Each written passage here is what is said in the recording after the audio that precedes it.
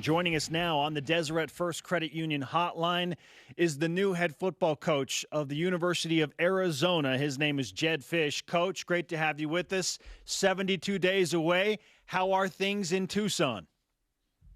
Yeah, well, thanks for inviting me on. And things are going well. We're right now in the middle of some summer conditioning with our players. We have a football camp that's going on today for, I think, 500 prospective student athletes. And it's been a wild and crazy June, as it has been for everybody. So it's been great, and looking forward to getting a few days away prior to how it all starts up here soon. How are preparations going with this team? Because certainly jumping into a new situation isn't unfamiliar to you, but back in the college game after a bunch of years in the NFL, notably with the Patriots last season, what's life like right now as you establish a program? Well, it's kind of been nonstop, trying to really work through a lot of different facets of the program, whether it be the culture, whether it be schematics, whether it be some of the other issues that arise when you're taking over a new program and learning about how things work and what's gone on here in the past, and then also trying to ingratiate ourselves into the community and be very involved in Tucson and the university. And it's been an exciting spring for the University of Arizona. So we've had some great, College World Series in softball and in baseball, and a national championship game in basketball. So it's been a blast since we've been here. Well, the women's basketball game is a little sensitive because Arizona beat BYU in the second round, Coach, but thank you. Yeah. Jedd Fisch with us on BYU Sports Nation, the new head football coach at the University of Arizona. You're a veteran in this business and a desired commodity for sure. So why did you feel like Arizona, among all your opportunities, was the right fit for you? Well, I've been very fortunate and very blessed to have worked for some of the greatest coaches I've, in this profession, and learned from some of these guys. And when the opportunity came to have a chance to run your own program, there's nothing better than giving it a whirl, and the chance to be able to do it in the Pac-12 and do it at a place where I believe has all of the potential in the world. I feel very strongly that when you have a stadium on campus, when you have a state institution that has incredible athletics in all the different sports, when you have great facilities and a brand new indoor, and you have all the different facets that go into winning, it was the right time and the right place for us to leave the NFL and spent the last 3 years at the Rams and Patriots, and now it's a chance to go do it our own way here. What's the biggest strength you see of this team as you embrace the 2021 season that luckily should be a full one with fans? Yeah, I think the biggest thing for our team right now is their want to and their desire to win. We have a long way to go.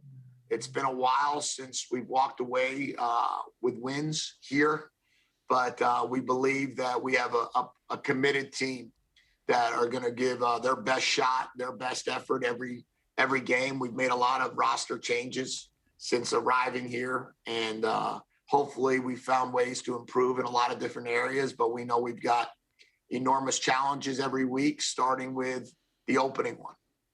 In contrast, what do you feel like the biggest question mark is with your team and roster? I'd say the biggest thing is we haven't played yet. So it's, there's so much unknown in terms of how does a team compete during a game. It's one thing to compete during a practice. It's another thing to compete in the meeting room. But when the game is actually happening, when there's a score being kept, when there's the necessity to have discipline, how do we perform in that capacity? When we're tackling to the ground and not blowing a whistle dead. And some of those things are really important for us, and they're really not going to be known until September 4th, and then really not be known again until every Saturday in the fall. And then we'll be able to look back and say, all right, this is where we are as a team. But we're excited. We're going to give it our best shot every week, and our goal is to just see if we can improve every day. Certainly the quarterback's always a question. Who's that player going to be? Will Plummer got some run last year. Gunnar Cruz transferred from Washington State. Jordan McLeod, familiar to BYU fans a little bit with the game in 2019 that South Florida beat BYU in. So how's that quarterback competition shaping up? Well, the Will and Gunnar had a chance to go against head-to-head against one another the entire spring. And they really took the majority of the reps and they battled it out, even to the point of the spring game when one guy led, one team and the other guy led the other. But now Jordan entered the picture. He arrived here June 1.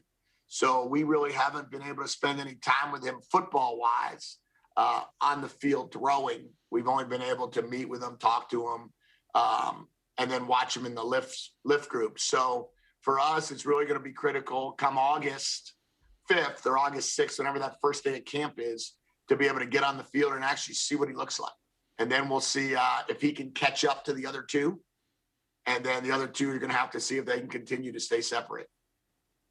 Jedd Fisch, the head football coach at Arizona, with us on BYU Sports Nation. In just over 10 weeks, you will face BYU at a neutral site, Allegiant Stadium, home of the Las Vegas Raiders. How do you feel about opening up your coaching tenure at Arizona in an NFL stadium where you've had some experience in those big venues? Yeah, I'm excited. I can't wait, really. We played Las Vegas last year in New England, but we played them at our place. So I've never seen the new stadium yet. It looks incredible online. It's going to be a very special place. The idea of having 100% capacity, we're hopeful that we could pack the place with the two teams. I hope it feels like a Florida-Georgia game where half the stadium's one, half the stadium's the other, and it just we bring energy and enthusiasm. We're playing a team that's coming off an incredible season with the number 2 overall pick, and the energy and enthusiasm behind BYU football right now is extremely strong. Our team and our players will be extremely excited about the chance to go back out there and compete. And, NFL stadiums are special. Brand new ones are even more special.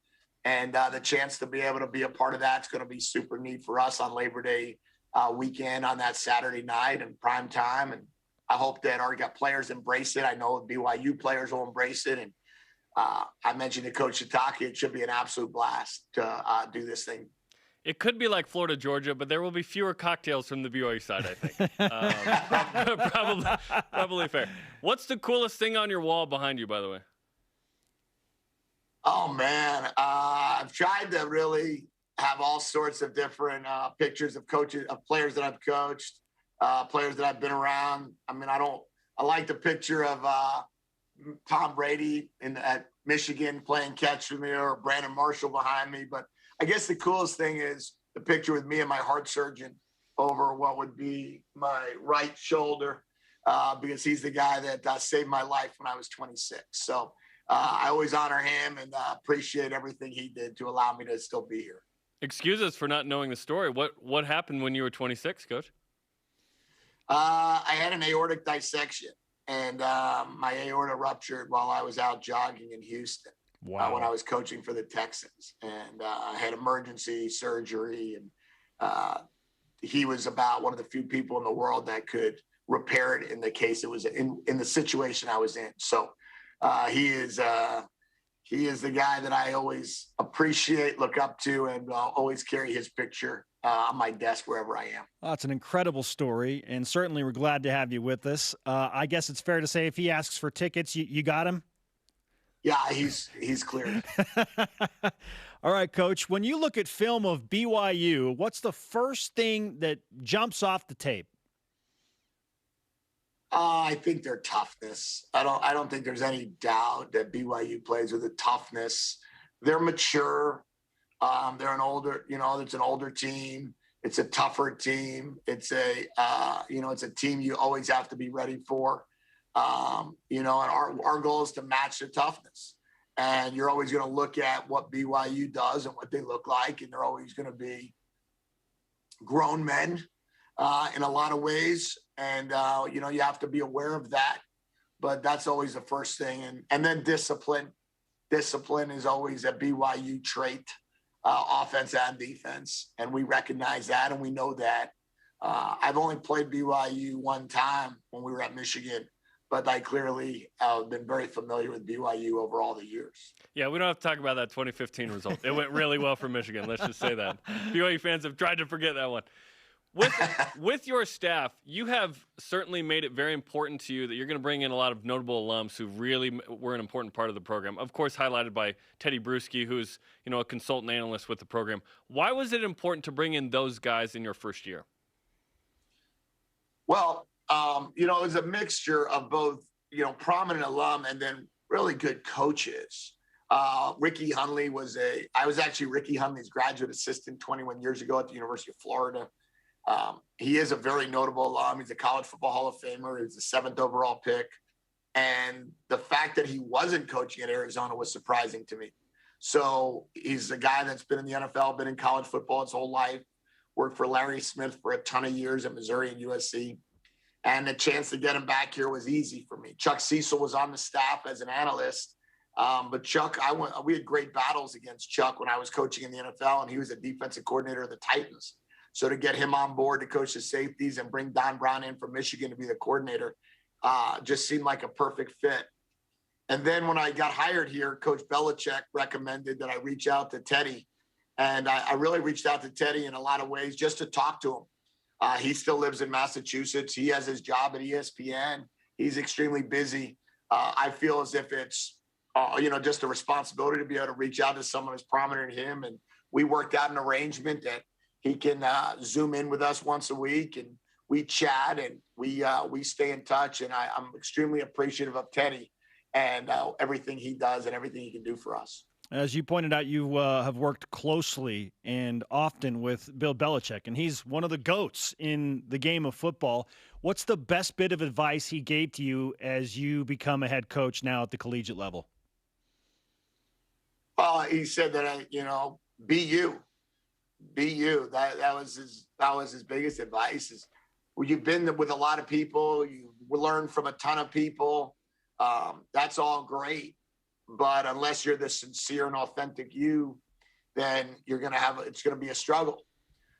So I've always used him as a resource. I still constantly use him as a resource, and but in the end, he was very adamant about the best way to do it is to just be yourself.